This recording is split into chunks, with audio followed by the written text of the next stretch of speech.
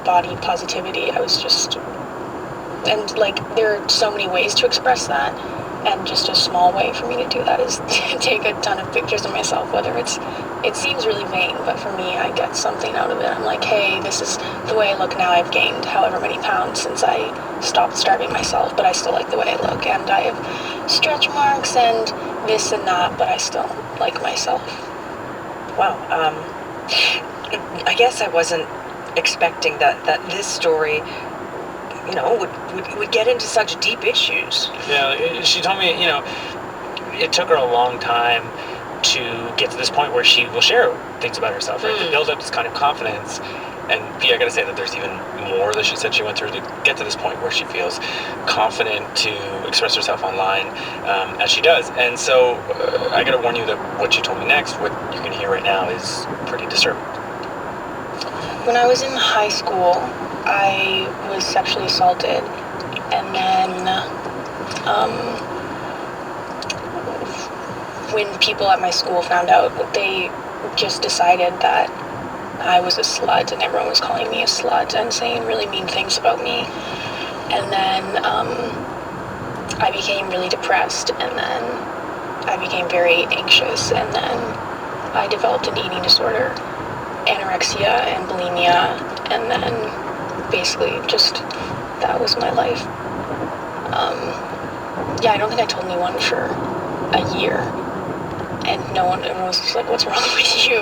And then so I was reading women's stories online who were real women who had gone through very similar things that I had, and they had the confidence to actually talk about it and say, this is how I recovered and how they got better, and I just connected with it a lot, and it helped me understand things about myself, and that there was actually a solution. Because for a long time you think it's never going to get better, and no one else has ever been through what you've been through, and then to see that just completely be proven wrong, and that these women are happy and they completely get it, and they're always there to talk to you if you want to.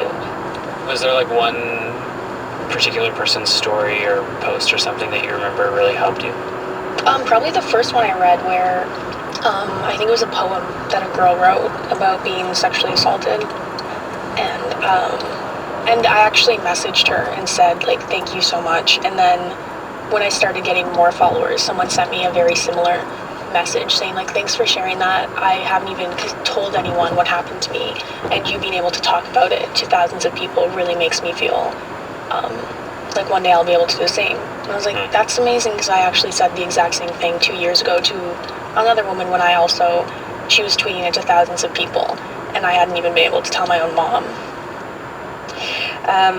Danny, kind of makes me think about where you and I started this conversation today, which was us talking about like being skeptical, or at least skeptical of people's motivations when it comes to sharing and oversharing. Yeah, exactly. I mean, we can look at sort of what makes people tell stories, or even these kind of stories, right? You have Jillian telling a story because it's funny. It's a good party story.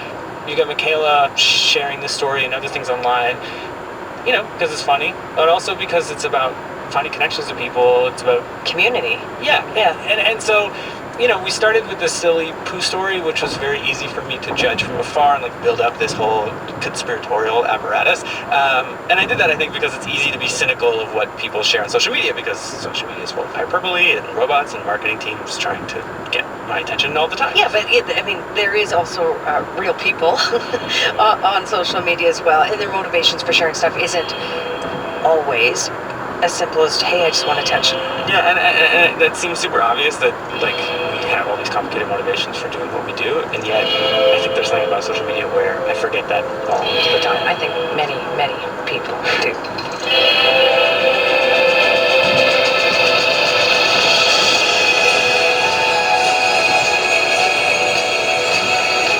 So that's it for our very first episode of Out in the Open. Next week, our topic is legal weed. We're looking at how legalization might affect all of us. And our whole show really revolves around race, class, and money. Because the judicial system has changed their mind, now you think that you deserve to be the one to make money and monetize this and bring... Oh, no. That's wrong. We'll hear from entrepreneurs trying to cash in. You smell anything? It smells like, honestly, I've just walked into a pot den. Well, you kind of did. Street dealers who might be shut out. The impact of legal weed, well, your clients are not going to come to you anymore. They're going to find